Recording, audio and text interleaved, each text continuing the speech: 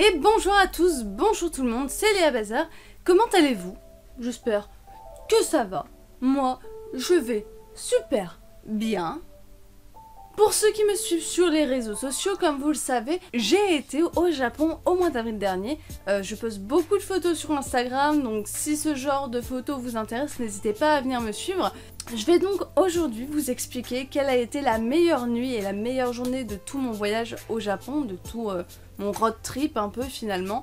Donc c'était dans un monastère sur le mont Chigi où j'ai pu passer une nuit de façon traditionnelle et franchement c'est absolument fantastique. On est parti, je vais tout vous raconter. Lorsque nous sommes arrivés, on n'avait pas trop de chance. Il pleuvait, il commençait à faire nuit, on était un petit peu entre chien et loup, je sais pas si vous connaissez l'expression. On avait nos bagages dans les mains et puis maintenant, fallait monter globalement. Et là, déjà, t'arrives, il commence à faire nuit, donc les lanternes commencent à s'allumer et tu te dis waouh, c'est magnifique, j'ai jamais rien vu d'aussi beau. Franchement, oui, il pleuvait, mais ça ne retirait rien en la beauté du lieu, c'était absolument incroyable. Les moines étaient super accueillants, ils sont directement venus nous chercher juste en bas des premières marches. Ils nous ont ramené des parapluies pour pas qu'on soit trop mouillés. Certains moines se portaient volontaires pour nous tenir les parapluies, quitte à rester mouillés sous la pluie. C'était vraiment adorable, hein, si je puis dire. Ils étaient super accueillants. La plupart parlaient anglais, donc on sent que même si c'est un monastère, il y a quand même... Ils ont quand même des clients de temps à autre. Hein. En arrivant au bâtiment principal, on nous a évidemment invités à retirer nos chaussures. Déjà de 1 parce qu'il pleuvait et de 2 au Japon de toute manière dans la plupart des lieux on nous demande de retirer nos chaussures. Si vous êtes relativement adepte d'anime et de manga, je pense que vous êtes plutôt au courant de cette pratique. Et on nous a surtout invités à venir dans la salle de méditation et de boire le thé avec eux. Quand nous sommes arrivés dans cette salle spécialement dédiée à la méditation, les moines nous ont tout d'abord offert une sorte de thé aux algues, enfin thé c'est un bien grand mot, disons une boisson aux algues, ainsi qu'un Kit Kat au thé vert. Bref, tout était vert dans la combinaison, c'était sympa. Nous avons donc bu cette boisson un petit peu étrange. En fait, si vous voulez, c'est une boisson qui est censée nous purifier avant la méditation et nous calmer. Je peux vous dire que cette boisson est tellement étrange et dégueulasse que pour le coup, ça te purge mon gars. Tu es purgé à un niveau, mais pas que pour la méditation. Ta spirituelle a été purgée, certainement, je n'en doute pas.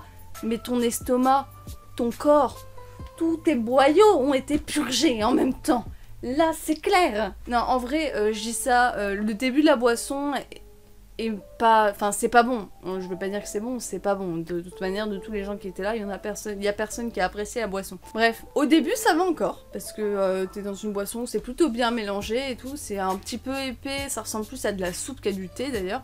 Mais au fond, globalement, il y a tous les dépôts de la plante qui compose ce truc. Qui sont restés, et ça aussi il faut le boire. Et le Kit Kat est là normalement pour te permettre d'avoir un petit goût sucré en bouche à la fin, parce que même eux ils savent que c'est pas bon. Donc ils proposent un Kit Kat à tout le monde. Faut savoir que même les moines hein, mangent le Kit Kat après. Donc t'arrives sur un truc hyper traditionnel, et après là t'as le capitalisme qui revient en force. Wouh! Bref, le seul truc c'était que c'était forcément un Kit Kat au thé, et je n'aime pas le thé. Bon, la plupart des gens apprécient le Kit Kat, hein. Après c'est de base, c'est moi qui suis pas fan. Même le sucre en général, j'aime pas trop ça, donc du coup là, j'avoue que ça m'a pas passionné. Hein. Voilà. Bref, juste après la méditation qui a duré approximativement 30 minutes, j'ai réussi à rester concentrée environ 15 minutes et après mon esprit a divagué entre plein de projets YouTube, des envies de dessin, de photos, etc. etc. Mais c'est pas grave, au moins j'ai tenu 15 minutes, ce qui est déjà un exploit pour moi. Globalement, pour vous résumer, la méditation, ça consistait surtout dans le fait de se concentrer sur sa respiration, d'inspirer, d'expirer une dizaine de fois. On a fait ça pendant à peu près 30 minutes, et il y a des gens sur qui ça a extrêmement bien marché. Moi je suis pas spécialement adepte de ce genre de choses, disons que je suis pas très réceptive à ça. j'ai besoin de beaucoup bouger, donc je préfère encore sortir, aller prendre des photos, aller grappiller dans la montagne, jeter un œil à ce qui se passe, plutôt que de rester dans la salle à méditer. Mais ça fait partie des choses à faire, je pense, et ça reste une très bonne expérience. Juste après, on nous a fait découvrir nos chambres. Donc les moines nous ont amenés à nos chambres, et là, mais genre juste waouh! Je voulais dormir une fois au moins dans une chambre traditionnelle au Japon. Et il faut savoir quand même que dans les grandes villes, le Japon c'est un pays ultra développé, hein. Ils sont même en avance sur nous. Disons que les hôtels sont hyper beaux, hyper luxueux la plupart du temps. Et là, arriver dans une chambre traditionnelle où pour rentrer déjà, ce sont des panneaux que tu verrouilles avec un petit clapet comme ça là, ça sert à rien. Mais bref, tu rentres, il y a les futons par terre. C'est super beau. Bon, je vais pas vous le cacher, il n'y a pas de salle de bain, il n'y a pas d'évier, il n'y a rien dans les chambres, il y a juste des toilettes. Non, il n'y avait même pas de toilettes en fait. Il n'y a rien du tout, hein, les gars. Tout est de gros pire en fait. Enfin bref, du coup, tout était absolument magnifique. Et on va dire que j'ai un petit peu réalisé une envie que j'avais sur place, qui était de dormir dans un futon, dans une chambre très traditionnelle, sur des tatamis et tout ça. Et franchement, la chambre était magnifique! Bref, de toute manière, quand on est arrivé, il était déjà tard, donc il était temps d'aller manger. Il faut savoir que dans ce monastère, ils mangent exclusivement du végétarien. Donc du coup, ne vous attendez pas à trouver du poisson et encore moins de la viande. On a mangé du végète pour tout le repas, et pareil pour le petit déjeuner. On avait une sorte de petit bouillon avec des légumes qu'on pouvait faire cuire dedans. Beaucoup de choses à base de tofu aussi, du riz avec des algues. Faut savoir qu'au Japon, le riz n'est pas salé lorsqu'il est cuisiné. C'est en fait, en général, on vous donne des petits ingrédients à côté, souvent des algues ou des petits poissons, qui eux par contre sont naturellement très salés, afin de donner un meilleur goût en fait au riz. Et je pense que c'est aussi et surtout pour permettre de varier, parce qu'ils mangent du riz à tous les repas. Pour le coup, ça c'est pas un cliché, hein, il y en a vraiment dans tous les repas. Et donc du coup, ça permet aussi de pas avoir l'impression finalement de manger la même chose à chaque fois. C'est un peu comme nous, quand un jour tu manges des pâtes bolo, le lendemain des carbos, le surlendemain des lasagnes, ce genre de trucs. Franchement, c'était trop bon. Bon, il y avait de la patate douce aussi, et moi j'adore la patate douce. Bref, honnêtement, c'est sûrement l'un des meilleurs repas que j'ai mangé durant tout mon voyage au Japon.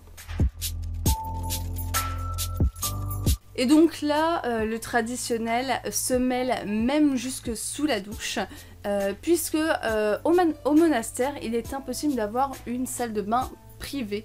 On est obligé de se rendre au bain public, en fait, tout simplement, pour se laver. Et évidemment, je te vois venir, petit coquinou, non, je n'ai pas de photo. Donc comment est-ce que ça se passe réellement, les bains dans ce monastère? C'est un petit peu pareil partout. Quand tu arrives, tu as une première salle où tu peux te déshabiller. Tu as des espèces de casiers en bois où tu poses tes affaires.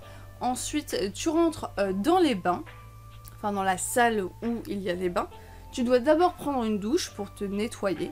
Ensuite, tu peux aller dans le bain d'eau chaude, en fait, dans les eaux chaudes, et puis profiter, tout simplement. Faut savoir qu'il n'y a pas de cabine de douche fermée, hein, c'est comme dans les animés, pour le coup, t'as des éviers sur toute une rangée, t'as des petits tabourets, et puis après t'as ton shampoing, ton savon, et tu te douches comme ça, et puis après tu te rinces avec une pomme quand même qui est là, et t'as également un seau si tu préfères utiliser un seau pour te rincer. Faut savoir que l'eau est extrêmement chaude, c'est très très agréable, mais il est assez déconseillé de rester trop longtemps dans les eaux thermales. Si tu veux y rester plus longtemps, ce qu'on conseille de faire en général, c'est de retourner prendre une petite douche un petit peu froide pour pouvoir revenir profiter des eaux. Mais honnêtement, je vous assure, au bout de 15-20 minutes, tu commences à en avoir marre parce qu'il fait vraiment chaud. Franchement, c'était une expérience que j'ai beaucoup appréciée, c'était très agréable de se baigner dans ces bains. Pour ceux qui veulent aller au Japon et qui sont un petit peu timides et tout ça, un peu pudiques, ne vous en faites pas, allez au bain, franchement ça serait vraiment dommage de pas y aller pour un petit peu de pudeur. Je sais que ça peut être très très compliqué pour certains, mais vous risquez surtout de le regretter. Sachez que les gens ne se regardent pas, hein, personne ne relook personne, tout simplement parce que toi-même tu n'as pas envie de te faire relooker, alors tu vas pas aller relooker le voisin d'en face. Donc c'est très bon enfant, chacun est dans son coin, chacun profite. Les gens qui se connaissent discutent entre eux, les autres restent dans leur coin et puis profitent de la chaleur tout simplement. Donc vraiment, si vous allez au Japon et que vous êtes très pudique, ne vous en faites pas. Il n'y a personne qui vous regarde. En plus, vous avez le droit de rentrer dans les bains avec une serviette autour de vous et de la poser à côté lorsque vous rentrez dans l'eau. Donc vous avez le corps assez peu exposé finalement au regard des autres. Quand vous êtes dans l'eau, on voit pas grand chose, enfin je veux dire, il y a toujours un perpétuel mouvement dans l'eau, en général t'as une fontaine ou un truc qui fait que bah, l'eau remue beaucoup. En tout cas, de ceux que j'avais fait, c'était le cas. Bref, c'est un petit peu comme en France, dans les vestiaires de sport ou ce genre de choses, les gens ne se regardent pas entre eux, c'est quelque chose qui n'est pas très poli. Donc franchement, si vous avez l'occasion d'aller dans des bains, prenez votre courage à deux mains et allez-y parce que c'est une expérience à ne pas rater et vous risquez de le regretter toute votre vie. Et ça serait vraiment con, surtout si c'est peut-être l'unique voyage que vous pourrez vous offrir parce que c'est vrai que le Japon, c'est pas un voyage anodin, c'est un voyage qui coûte quand même relativement cher. Donc juste après les bains, je me suis changée en tenue un petit peu plus traditionnelle. Et j'en ai profité pour aller me balader dans tout le domaine du monastère. Donc là évidemment il faisait totalement nuit et sachez que c'était absolument magnifique. J'en ai pris plein les yeux. Faut savoir que le monastère en fait les alentours sont quand même assez grands et il y a des lanternes partout. Il y a plus de 1000 lanternes dans ce monastère. Pourquoi il y a autant de lanternes? En fait c'est simplement parce qu'à chaque fois qu'il y a un donateur qui fait un don assez important, le monastère décide d'ériger une lanterne en son honneur. Donc il y a son nom noté dessus, il y a d'autres choses aussi mais je saurais pas vous dire quoi parce que de 1 je parle pas japonais et de 2 je n'ai pas retenu. Au cours de cette balade j'en ai profité pour tourner une vidéo sur un yokai que j'espère arrivera très bientôt sur la chaîne, mais j'essaye de faire en sorte que ça soit un épisode un petit peu spécial. Donc je sais pas trop quand est-ce qu'il arrivera, mais sachez qu'il est en cours de montage et que c'est en cours de réalisation. J'ai pris aussi énormément de photos et j'ai failli mourir. Voilà. Bon, j'exagère un petit peu, j'avoue. Disons que globalement, lorsque je commençais à tourner la vidéo pour les yokai, d'un seul coup j'ai entendu un bruit et j'ai vu un putain de sanglier passer à 5 mètres de moi. Voilà. Et un sanglier ne se baladant jamais seul, je me suis arrêtée net, j'ai attendu, et quelques secondes après, un autre sanglier est passé, tout aussi proche de moi. Voilà, c'était sympa. Bref, comme je vous l'ai dit, le monastère est au milieu de la montagne, et tout autour, donc du coup, il y a la forêt. Donc on va dire que les animaux vivent également leur vie tranquillement, et c'est tant mieux comme ça. Donc de temps en temps, on fait des petites rencontres. C'est rien de bien méchant, hein, bien sûr.